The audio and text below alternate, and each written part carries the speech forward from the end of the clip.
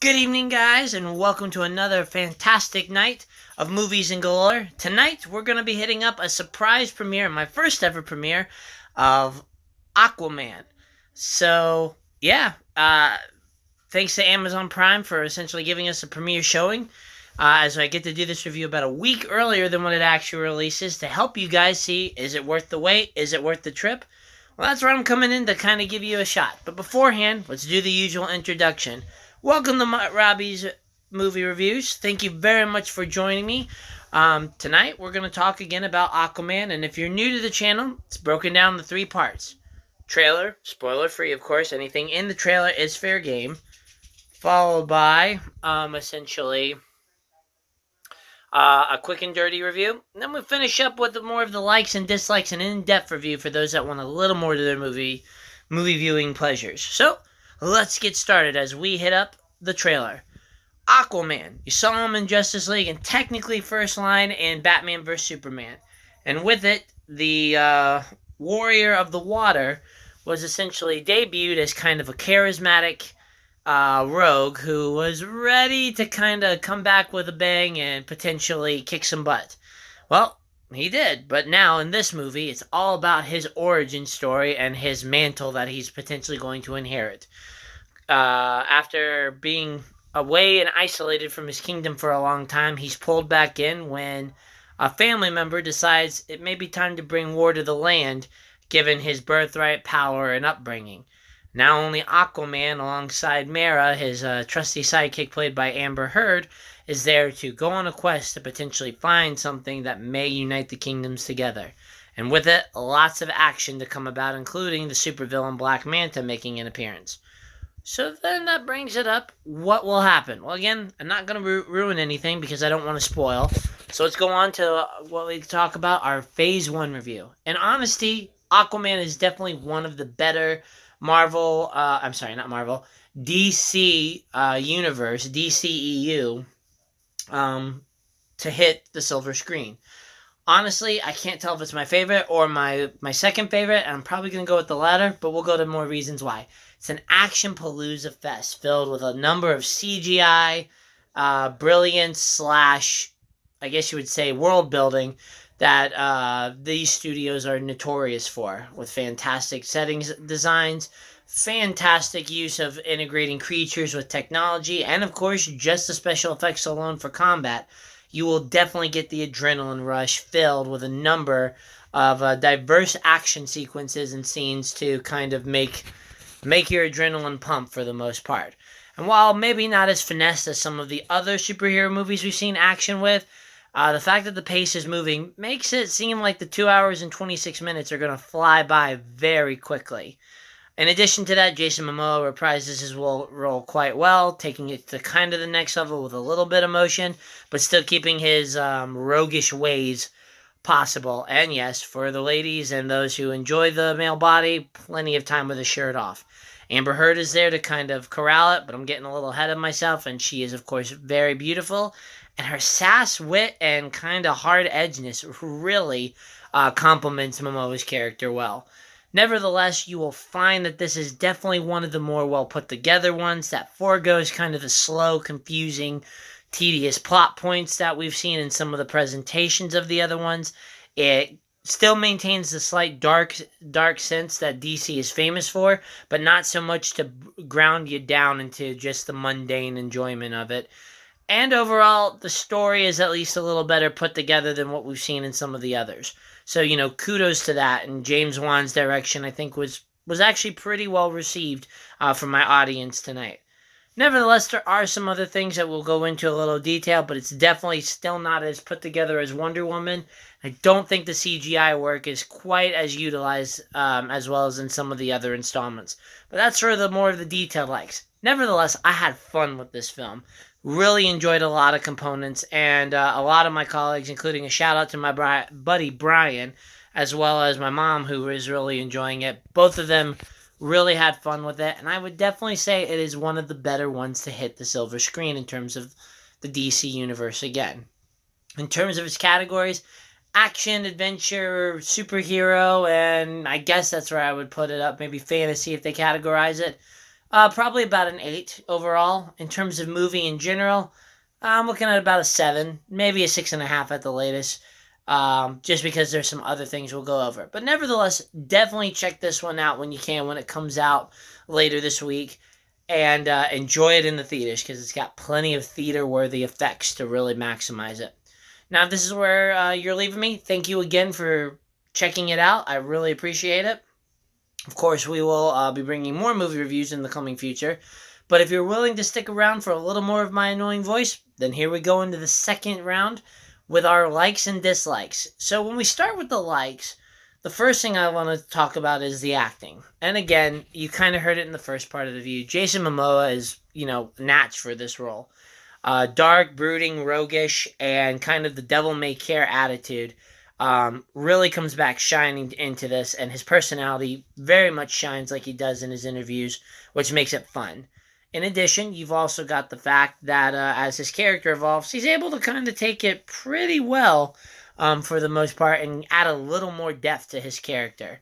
When it comes to Amber Heard, again, as you heard, I love the way they took the character for her, and I think she portrayed kind of the sassiness, taking no gup, to really kind of drive it forward and bring with it just a dynamic group as you just fall in love with in terms of their chemistry. Each of them, I think, did their parts justice, and with Will Dafoe coming in to kind of bring a balanced measure, again, he did great. Our actors that were playing kind of the other titular leads, which I don't really want to say anything for fear of ruining, again, did their parts justice, and I was very thrilled and pleased with everyone in terms of their ability and their performances. But not to be bogged down by the acting, the comedy is there again. And something that I think I still like a little bit better in the DC Extended Universe compared to the Marvel ones, at least in the later films, is that I don't feel that the comedy is as forced in this one as it was in some of the other films we've seen. Aquaman does a really nice job making sure to throw those quips in there and those jabs without overdoing it. The comedy's not so much forced and in your face. It's kind of back and ready to, and very well integrated as if it's his natural character. Yeah, there are a few moments where they went a little bit out of their liberty or out of their way to get the joke in, but nevertheless, still a lot better balance than some of the other films I've seen. And it works and rolls very well with the characters, not deviating too far, as in suddenly turning Aquaman into a bumbling idiot. I guess the next part that comes in is, again, the pacing and maybe the way that the story is presented. The story is not this super complete and perhaps not nearly as well put together as in some other superhero films, but at the same time, it works well that it's not so bogged down. And again, as we talked about, the tone isn't as dark, so that you feel like you're slogging through the dim gray storms of some depressing flick. Like we've seen in kind of Batman vs. Superman and Man of Steel, where the darker undertones really offset some of the character depths that come with it. Aquaman just has a lot better balance in terms of light, dark, and emotional, and fun. And I think that works very well in this movie, because for a running time of almost 2.5 hours, you gotta keep it moving, and I think James Wan achieved that. In addition, he made sure to really expand out into the world and bring apart all the kind of things that dwell in the kingdom of Atlantis. Now, again, I'm not going to dive into too much for fear of ruining the story, but nevertheless, it's a very impressive inclusion of everything that they mention in the story. Actually, for the most part, being brought up and at least included in some form or manner. And I can definitely say that when it comes to terms of world building and creature character design, kudos to them for doing a really nice job of, for the most part, making a lot of Aquaman's battlefields, wars, and cities really shine in some stunning animation and fluidity that comes with their motion. Again, I like some of the creature concepts. I love how they turned Atlantis into this utopian that had blend of modern magic and science all kind of wrapped up into one. And I did thoroughly enjoy the transition of Black Manta's character. So, kudos to them on that. In addition, when it comes to the action scenes, I'm not going to lie, they did a really nice job of delivering the thrills that they wanted. A little more in terms of small segments than actual massive sequences. It gives you lots of diverse pockets to really kind of get your fill in. Some that are really good, some that maybe I didn't quite affect, but we'll get to dislikes in a moment.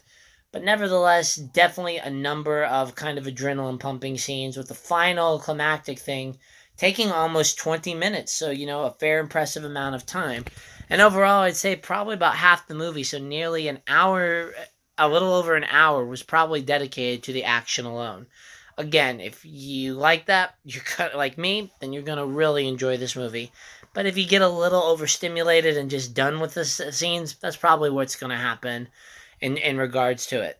And overall, like I said, it's a movie that does a nice job of connecting to the DC universe without making sure it gets lost in the milieu. It's a movie that's standing on its own, and that is very important when it comes to these individual chapters to connect the picture as a whole, but also make sure that the movie itself does not suffer. So well done there.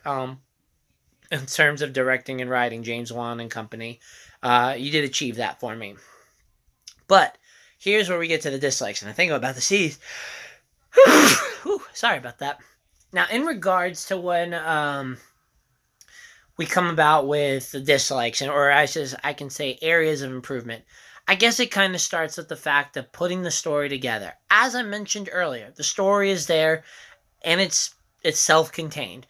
The problem is again, it's one of those that seems to have a little too much crammed into one showing, leading to what I kind of felt kind of hashtag stuff. A lot of overall underarching story, but felt very episodic, as if we were putting a lot of episodes together in a short amount of time. And it's not that it doesn't work, it's just it's not as nearly put together as the first Iron Man, Captain America, Winter Soldier, etc. There's these various chapters with separating points that just have a lot of milieu on it. And again, it kind of works in this sense given the pace of the film, but maybe still not as smoothed out as some of the other films that we've seen, aka like Wonder Woman, which kind of had a much better flow than I think this one did for me. The second thing is that by kind of touching each of these individual components, I feel that some sequences that we were really looking forward to in the trailers didn't get their full potential and time to shine. Maybe it's because there was a lot of director's cuts. I really don't know. But nevertheless, I can honestly say, even though they were enjoyable, they still kind of felt incomplete and a little rushed over. Now, in regards to some of the other things, like I said, even though they touch on everything, again, there are certain facets of Aquaman's world that still have a lot more to show us and shine. And I can understand that they were, of course, on a budget and a time limit, but it would have been nice to have a little more of in-depth components and looking into as well. That would include probably expanding upon some of the villains that are in here. Again, enough is layered there to give you the bare bones reactions to it and understand their origin story, but still a lot more improvement that could have come. And again, I think it's okay. It's just that by rushing over everything, we maybe did not get the full-on development like, say, we did in Captain America Winter Soldier or Wonder Woman and her quest for Ares, where they did a fantastic job layering out the story as the journey was continuing. In regards to anything else, I can honestly say that I would have to agree that there is definitely some costume changes and choices that might look a little fake and hokey and turn some people off. But the truth is, I don't mind it as much as some other people, but I will definitely layer that out and say that there are some costume choices that are a little, maybe again, not as smoothed out and put together. Not nearly as bad as the Green Lantern film, as everybody likes to make fun of, but definitely still room for improvement there. In terms of anything else, I can say that the other thing is obvious foreshadowing and predictability. It's been a while since a movie like this has been able to really surprised me with something out of left field. And this one I think did its best to try, but layered a little or let out too many clues to give away where the plot was going, where the pace was going, and obviously dumping in and taking out some of the surprise. Now, if you don't pay attention to that or you're just too caught up in a lot of the other qualities that people get hooked on, aka abs, and for the guys looking at a few of the female leads, of course, their physical features as well.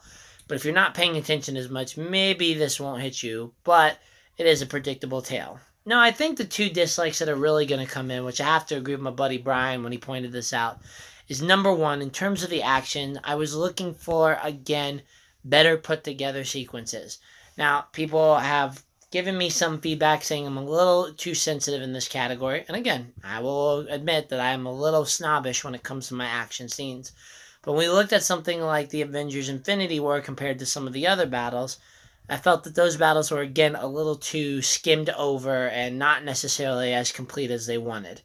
In regards, I think the same thing happened here. There are some battles that are beautiful, shined, and everything I was expecting based on the trailer. And then there were others that did it well enough and satisfied my thirst with a sip, but didn't quite have the majestic prowess I think that I was hoping for when I saw the movie. Again, that's not to say that they're not impressive or not bad at all. It just didn't quite meet the expectations I was looking for when we got there. As even though diverse, some of them were mere just chase scenes where there wasn't maybe as much integration into it as I was hoping. And I would agree that I would have liked a little more kind of like Wonder Woman, where we had a little more hand-to-hand combat coordination, especially like that scene where she's coming out of the trenches and going into the town. That's definitely one of my favorite DC extended universe fights. And I would have probably liked a little more, which some of them did, but just more finesse, not quite as 30-second skirmishes that potentially fall off. Nevertheless, the other thing is that even though the CGI is impressive at many times and the world building is great, sometimes it's a little overused, and like the ending battle in Wonder Woman, sometimes in that flashy manner, that comes up a little cheesier than I think they intended. Again, definitely not too disappointed with it, but maybe would have liked a little better balance in that combat aspect, and maybe extending the sequences a little longer to really get that finesse instead of the quick bout that we saw. But then again, this goes to the rush plot that I think was just because they were trying to cram it into 2.5 hours, and knowing James Wan probably left a lot of stuff on the editing floor to come back to for a director's cut. Maybe like they did with Batman vs. Superman and extending it to over 3 hours. Maybe that will happen with the DVD. Nonetheless, despite all of the things that we've talked about, overall, much, much better than some of the other DC Extended Universe films that have come in. And it lays the groundwork for potentially a lot of other stuff. I'll be happy to have James Wan come back in, but maybe looking at not cramming as much in there to give other movies a chance. And I get it, in the great race of superhero films, they're having some trouble keeping up. But with some better organization and a new guy coming in to coordinate the effects, perhaps that will happen in the near future to get it back on track. But nevertheless, come see this film. It's a lot of fun, theater-worthy along many qualities, and yes, maybe not as put together as some of the other installments we've seen, but definitely a welcome addition that breaks out of the dark, depressing milieu that DC has kind of focused on, and instead brings with it a more fun, entertaining film. Anyways, guys, this will be my last one till probably Wednesday when we cover Mary Poppins Returns. As always, your feedback is important. Your likes, shares, and subscribes are important, so please help me out, and I will be happy to do my best for it. My fellow reviewers who have given me great advice so far, I love your channels. I'm actually trying to use a lot of them and maybe find better settings in the inside of the car. But nevertheless, guys, thank you very much. Have a wonderful night. We'll see you soon. Bye.